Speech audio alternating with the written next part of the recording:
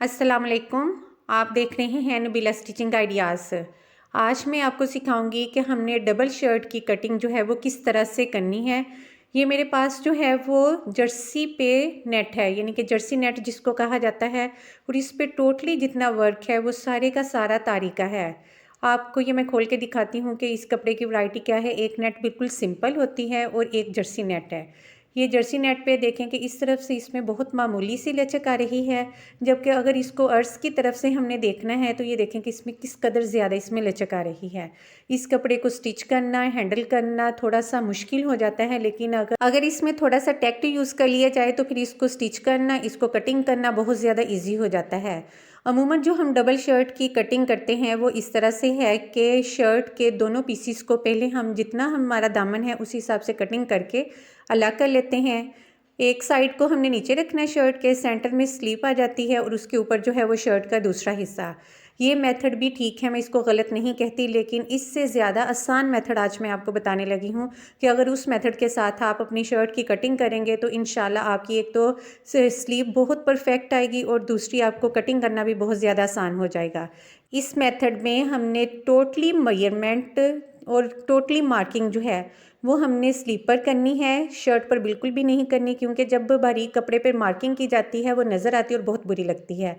हमारी मार्किंग इस मेथड में जो है वो टोटली स्लीप पर ही आएगी और इसी के मुताबिक हमने सारी कटिंग करनी है। पहले स्लीप को कट करेंगे, उसके बाद जो है वो हमने शर्ट की कटिंग करेंगे। आइए चलते हैं हम कटिंग की तरफ। सबसे पहले जो है वो हमने ऊपर से कपड़े को कर लेना है बराबर। इस तरह से बराबर करके जितनी भी इसमें कान है या इसमें थोड़ा सा इम्बैलेंस हो जाता है स्टार्ट में, उसको हमने कट कर लेना है। यहाँ से कटिंग करने का पहले ये फ़ायदा है कि बार बार हमें उस चीज़ को मद्देनज़र नहीं रखना पड़ता। अगर पहले से बराबर किया हो तो फिर हमें मार्किंग करना बहुत ज़्यादा ईजी हो जाता है। ये हमारे पास माप है जिसमें तीरा 15 इंचिस है, चेस्ट हमारे पास आ रही है 20, कमर 15, फिर हिप लाइन जो है वो भी 20 है और दामन हमने रखना है 21 से 22। लेंथ जो है वो आपने अपने साइज़ के मुताबिक, बल्कि जितना भी साइज़ है वो आपने लेना है, लेकिन मैं जो कटिंग कर रही हूँ वो इस साइज़ के मुताबिक है। सबसे पहले हमने तीरे का निशान लगा लेना है। 15 का हाफ जो है वो 7.5 इंच बनता है, 7.5 इंच पर निशान लगा लिया। एक्स्ट्रा हमने बिल्कुल भी नहीं रखना। जितना हमारा मार्किंग है, माप है, उसी मुताबिक जो है वो हमने स्लीव की कटिंग करनी है। ये भी हमने थोड़े से फासले पे लगा लिया, 7.5 इंच पर ही। यहाँ से अब हमने जो है यहाँ तक माप करेंगे शोल्डर की कटिंग। इसको मैंने लेना है क्योंकि चेस्ट हमारी 20 इंचिस है, तो 20 इंच की आम तौर पे हम जो रखते हैं वो 8 इंच ही रखेंगे। 8 इंच की फिर इस तरह से हमने कर लेनी है, चाहे स्केल के साथ मार्किंग कर लें और चाहे आप वैसे इंची स्टेप के साथ भी कर सकते हैं। यहाँ से हमने ये किया। मार्किंग जो है वो कम नज़र आ रही है, बस आपने मेरी हैंड्स की मूवमेंट्स को देखना है कि वो कैसे काम कर रहे हैं।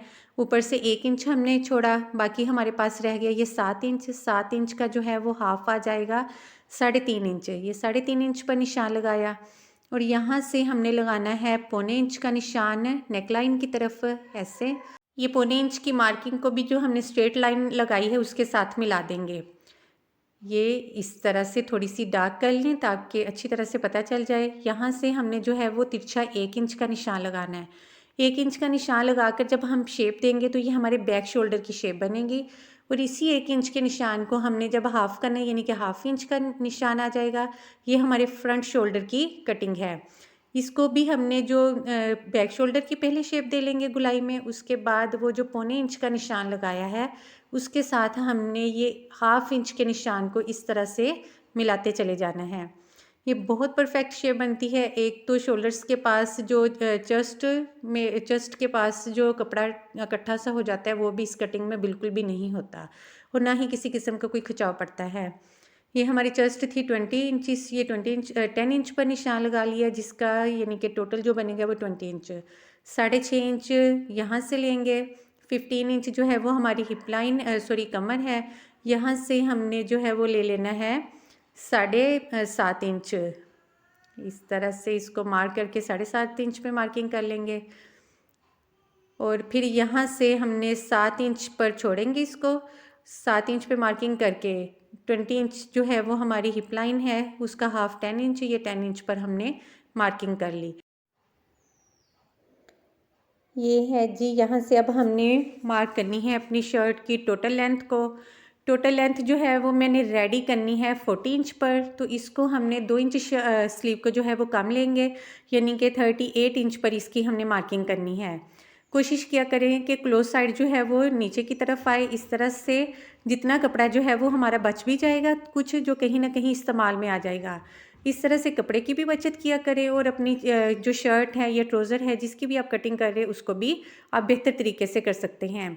नेक लाइन क्योंकि मैंने बोट शेप में बनाना है, ये 4.5 इंच पर लूँगी, यानी कि 9 इंच का करूँगी। आप चाहे तो इसको ज़्यादा भी कर सकते हैं, कम से कम 1.5 इंच का शोल्डर हमारे पास लाजमी बचना चाहिए। बाकी का आप बोट नेक बना सकते हैं अपने तीरे के हिसाब से, लेकिन मैं थोड़ा कम लूँगी, यानी कि 4.5 इंच पर लूँगी।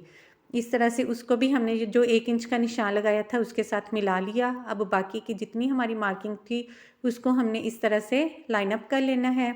आप चाहें तो स्केल के साथ भी कर सकते हैं। जो मेरे चैनल पर न्यू है प्लीज़ वो पहले मेरे चैनल को सब्सक्राइब कर दें, वीडियो को लाइक और शेयर किया करें और कमेंट्स भी लाजमी अच्छे अच्छे से किया करें। ये हमने अब कटिंग लाइन जो है उसकी मार्किंग कर लेनी है। ये हमारे पास शर्ट आ गई है, सॉरी स्लीव आ गई है कटिंग के बाद। अब जितने यहाँ पर कट्स मैंने लगा लिए थे, बाकी जो है वो इस तरह से सीज़र रख के आप मार्किंग कर सकते हैं। अगर किसी के पास गरारी है तो वो गरारी भी यूज़ करके मार्किंग को दूसरी तरफ कन्वर्ट कर सकते हैं।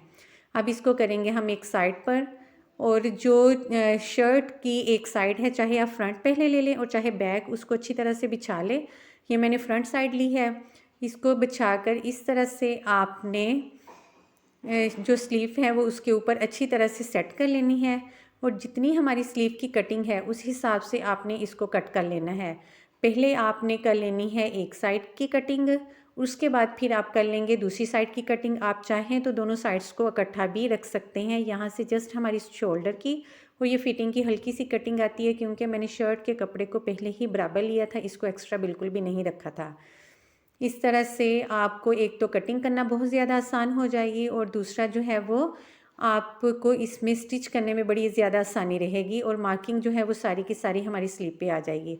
ये हमारी फ्रंट साइड की कटिंग हो गई है कंप्लीट। इसको हमने बड़ी एहतियात के साथ ऐसे ही फोल्ड करके एक साइड पे रख देना है, और ये मैं अब कर रही हूँ बैक साइड की कटिंग सेम उसी मेथड पे, कि पहले शर्ट को के कपड़े को बिछा लिया, उसके ऊपर स्लीव को बिछाया, और जितनी हमारी मार्किंग थी उसको हमने कट कर लिया।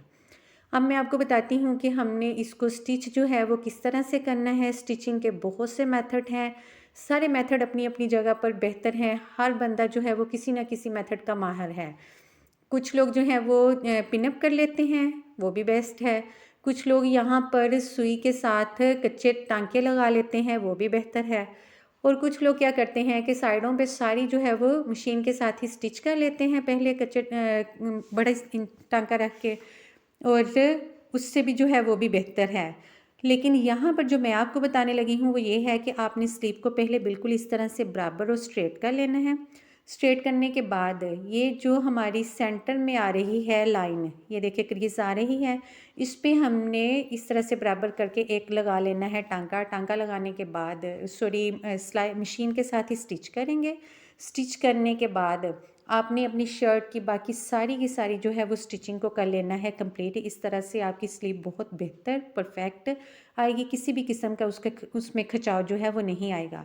कैसा लगा आपको मेरा ये डबल शर्ट कटिंग का मेथड, अपने कमेंट्स में लाजमी बताइएगा। मेरे चैनल को सब्सक्राइब करना, वीडियो को लाइक और शेयर करना नहीं भूलना। Thank you, take care and अल्लाह हाफिज़।